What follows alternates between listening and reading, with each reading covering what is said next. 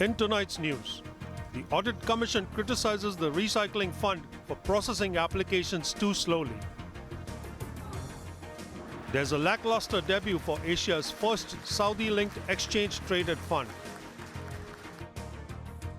And a 17-day ordeal ends for dozens of workers trapped in a tunnel in northern India.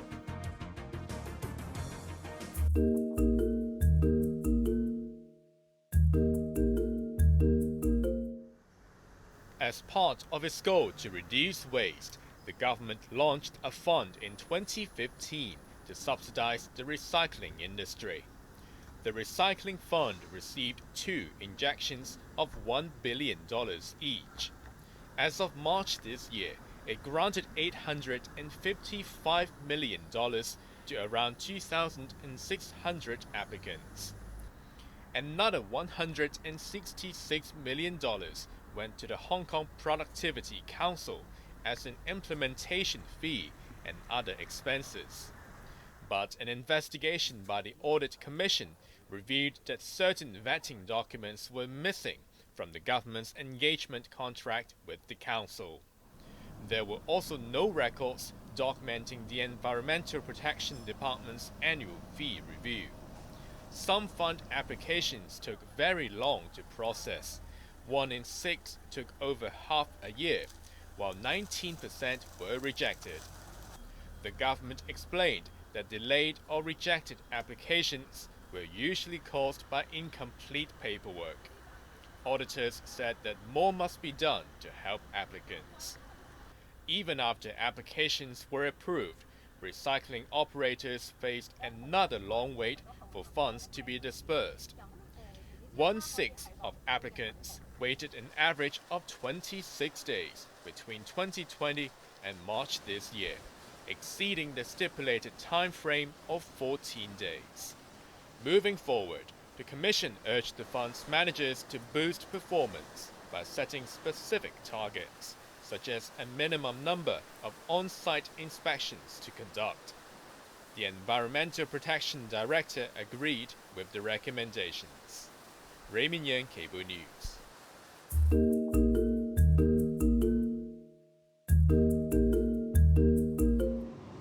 The Audit Commission has found that all 33 canteens and catering outlets in a Chinese university did not obtain a food business license. An inspection in the summer also found that food was sold to outsiders, although the contract stated that the canteens were for the exclusive use of students and staff. Many operators did not display notices that they were off limits to outsiders. 3 eateries also offered to deliver food outside the university. The institution was asked to ensure that food is served only on campus and customers must be from the university. The auditor also found that 14 food outlets on campus sold dairy products and desserts without the proper license. And the only convenience store in the university offered snacks prepared on site without obtaining a food business license. The outlets were told to get the relevant permits as soon as possible. An inspection of the university bookstore found that it sold items such as mini rechargeable fans and personal care products like body lotions and bath gels, which were not allowed under the contract. The Audit Commission also noted that the institution did not include in its contracts national security guidelines for non-university groups operating campus facilities. The university agreed with the auditor's recommendations. Janice Yu, Cable News.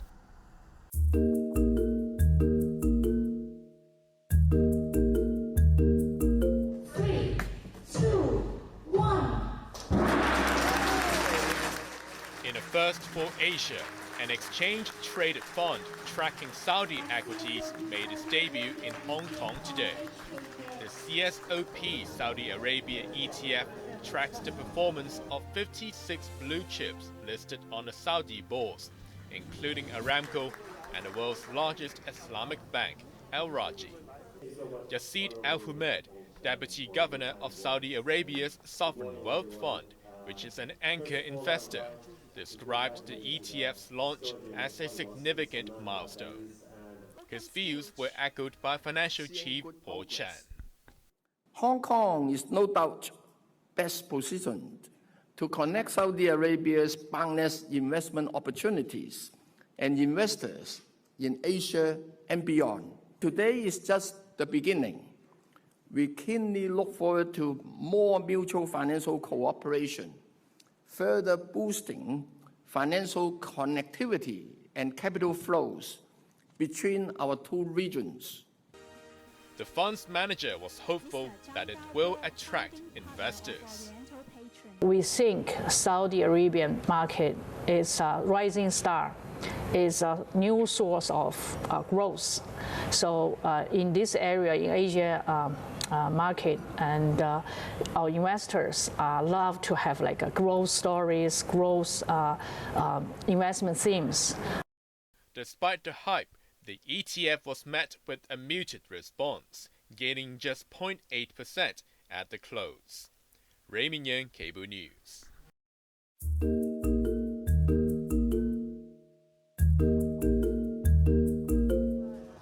Two women have been arrested in a beauty parlor in Mong Kok on suspicion of performing medical procedures without a license.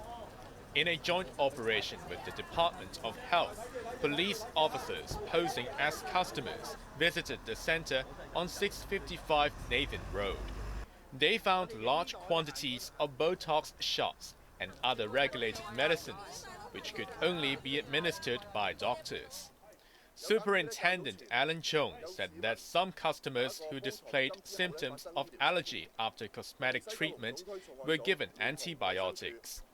This, he said, was to prevent them from seeking proper medical attention and drawing unwanted attention to the clinic.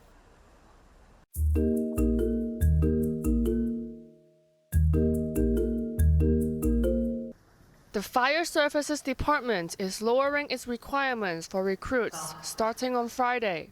Candidates who wear glasses and those with lower stamina will be accepted. The department wants to recruit more people to fill its 90 vacancies. It says lowering the entry requirements will not affect duty performance, as successful applicants will have to undergo 26 weeks of intense training before they can tackle fires.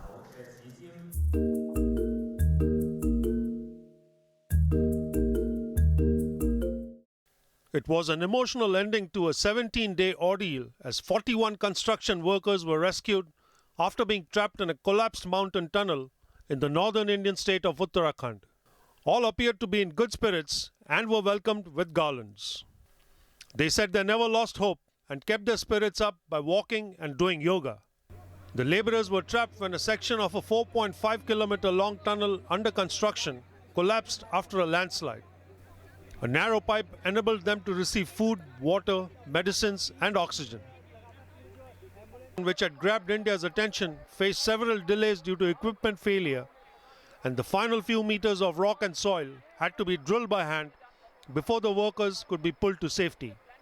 They were taken to hospital and will be kept under medical supervision before heading home.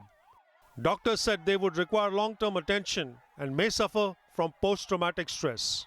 Relieved family members celebrated by lighting candles and oil lamps outside their homes, something the workers missed doing during the Hindu festival of Diwali 2 weeks ago. Sachin Katwi, Cable News.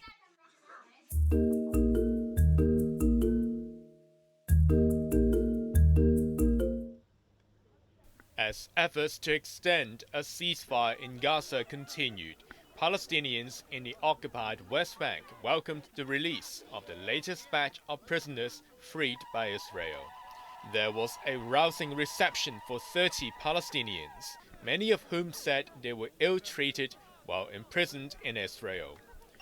Hamas handed over another 10 Israelis and 2 foreigners to the Red Cross at the Rafah crossing point.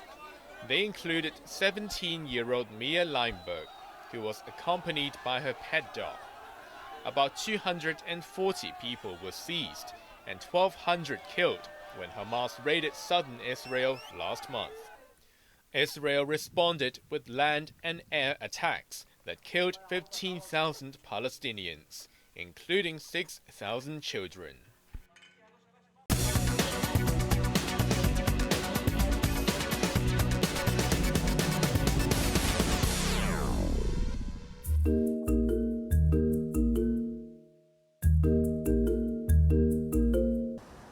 Hong Kong stocks plunged to a 5-week low, with the Hang Seng Index shedding 2.1%. Weak corporate earnings and a struggling mainland real estate sector triggered a sell-off. Meituan slumped 12.2% after Morgan Stanley downgraded the revenue forecast for the food delivery platform. CG Services, the property management arm of developer Country Garden, sank 6.2%. Longfor lost 5%.